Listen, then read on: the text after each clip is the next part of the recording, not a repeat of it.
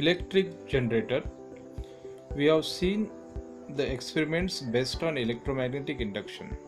The current produced in these experiments was of very small magnitude, but the same principle can be harnessed for the use of mankind to produce large current.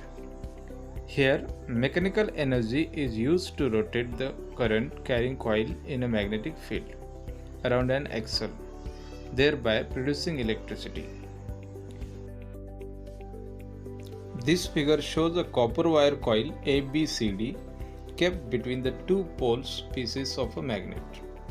The two ends of the coil are connected to the conducting rings R1 and R2 via carbon brushes.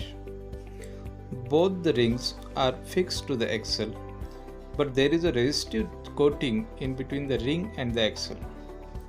The axle is rotated with the help of a machine from outside. Because of this, the coil ABCD starts rotating. The stationary carbon brushes B1 and B2 are connected to a galvanometer which shows the direction of the current in the circuit. Upon rotating the axle, the branch AB goes up and the branch CD goes down. That is, the coil ABCD rotates clockwise.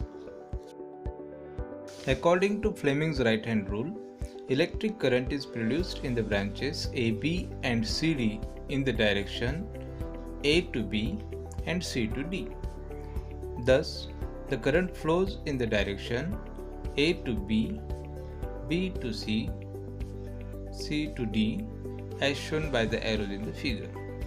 In the external circuit, the current flows from BT to B1 through the galvanometer.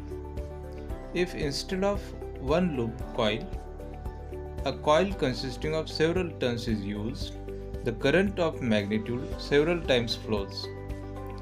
After half rotation, the branch AB takes the place of branch CD and the branch CD takes the position of the branch AB.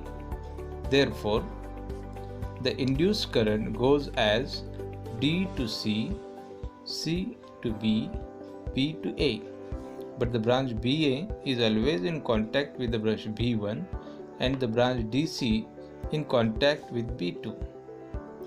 Hence, in the external circuit, current flows from B1 to B2, that is, opposite to the previous half rotation.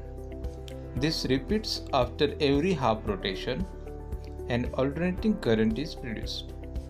This is what is called an AC generator. What will be required to make a DC generator?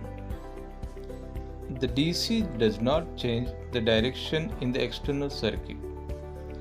To achieve this, a split ring is fixed on the axle like a split ring used in electric motor.